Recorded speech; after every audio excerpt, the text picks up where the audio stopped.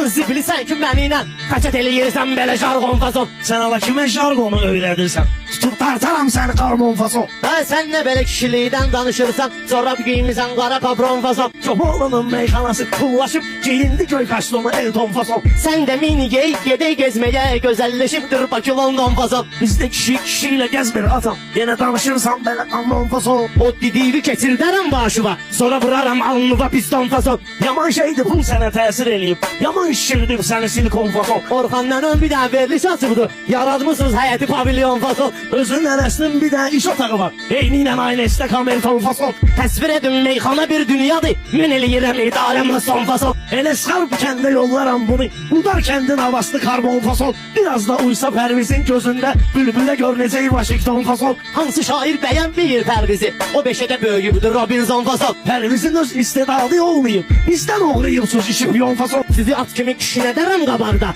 ərəbə qoşum dalğıza fayton fason.